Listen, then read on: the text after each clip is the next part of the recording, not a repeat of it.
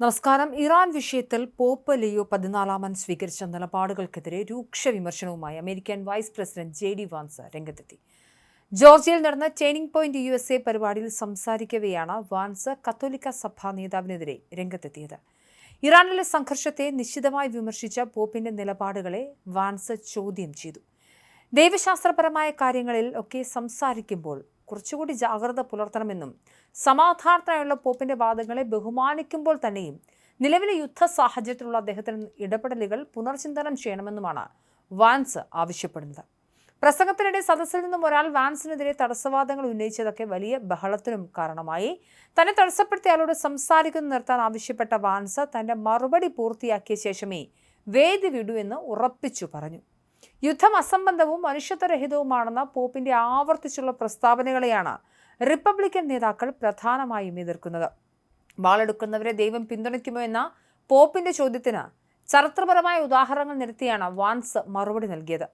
Nazi ഭരണത്തിൽ നിന്നും ഫ്രാൻസിനെ മോചിപ്പിച്ചതും holocaust ഇരകളെ സ്വതന്ത്രരാക്കിയതും ചൂണ്ടിക്കാട്ടി ചില സാഹചര്യങ്ങൾ സൈനിക നടപടികൾ അനിവാര്യമാണെന്നും അദ്ദേഹം വാദിച്ചു.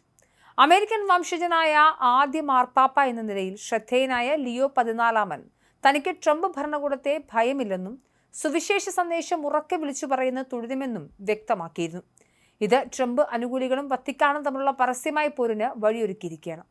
അതേസമയം പ്രസിഡന്റ് ഡൊണാൾഡ് ട്രംപും മാർപ്പാപ്പയ്ക്കെതിരെ കടുത്ത ഭാഷയിൽ രംഗത്തെത്തിയിരുന്നു. രാഷ്ട്രീയ കാര്യങ്ങളിൽ ഇടപെടാതെ പോപ്പ് മാറി നിൽക്കണം എന്നാണ് ട്രംപിന്റെ നിലപാട്. ഇറാൻ കഴിഞ്ഞ 2 മാസത്തിനുള്ളിൽ 40,000-ലധികം നിരപരാധികളെ കൊന്നൊടുക്കിയതായും അത്തരമൊരു രാജ്യം ആണവായുധം കൈവശം വയ്ക്കുന്നത് അംഗീകരിക്കാനാവില്ല എന്നും ട്രംപ് തന്റെ സോഷ്യൽ മീഡിയ പോസ്റ്റിൽ കുറിക്കുകയും ചെയ്തിരുന്നു.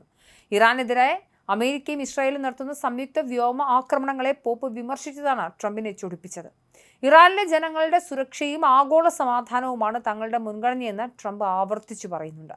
യുദ്ധം മുറുകുന്നതിനിടെ ഇറാന്റെ സാമ്പത്തിക സ്രോതസ്സുകൾ തടയാൻ ലക്ഷ്യമിട്ടുള്ള സൈനിക ഉപരോധം പൂർണ്ണമായും നടപ്പിലാക്കിയതായി US സെൻട്രൽ കമാൻഡും അറിയിച്ചിട്ടുണ്ട്. ലോകത്തെ എണ്ണ വിതരണത്തിന്റെ 1/5 കടന്നു പോകുന്ന ഹോർമൂസ് കടലിടുക്കിൽ അമേരിക്കൻ സൈന്യം ശക്തമായ നിയന്ത്രണമാണ് ഏർപ്പെടുത്തിയിരിക്കുന്നത്.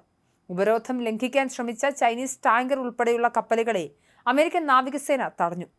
ഷാങ്ഹായി ആസ്ഥാനമായുള്ള കമ്പനിയുടെ റിച്ച് സ്റ്റാർ എന്ന ടാങ്കറാണ് ഇത്തരത്തിൽ തടയപ്പെട്ട പ്രധാന കപ്പലുകളിലൊന്ന്. മെഥനോൾ കയറ്റിയ ഈ കപ്പൽ US ഉപരോധം മറികടക്കാൻ ശ്രമിച്ചെങ്കിലും നാവികസേനയുടെ കർശനമായ നിലപാടിനെ തുടർന്ന് യാത്ര അവസാനിപ്പിച്ചു മടങ്ങേണ്ടി വന്നു. ഇറാനെ പൂർണ്ണമായും ഒറ്റപ്പെടുത്തുക എന്ന ലക്ഷ്യത്തോടെയുള്ള അമേരിക്കൻ നീക്കങ്ങൾ അന്താരാഷ്ട്ര തലത്തിൽ വലിയ ചർച്ചകൾക്കാണ് വഴിവെച്ചിരിക്കുന്നത്. വത്തിക്കാനും വൈറ്റ് ഹൗസും തമ്മിലുള്ള ഈ അഭിപ്രായ വ്യത്യാസം വരും ദിവസങ്ങളിൽ കൂടുതൽ രാഷ്ട്രീയ പ്രത്യാഘാതങ്ങൾ ഉണ്ടാക്കുമെന്നാണ് വിലയിരുത്തപ്പെടുന്നത്. എന്തായാലും പോപ്പിനെതിരെ തിരിഞ്ഞിരിക്കുകയാണ് അമേരിക്കൻ ഭരണകൂടം. അമേരിക്കൻ പ്രസിഡന്റും വൈസ് പ്രസിഡന്റും യുദ്ധകാര്യങ്ങളിൽ പോപ്പ് സംസാരിക്കുമ്പോൾ കൂടുതൽ ജാഗ്രത പാലിക്കണമെന്നാണ് പറയുന്നത്.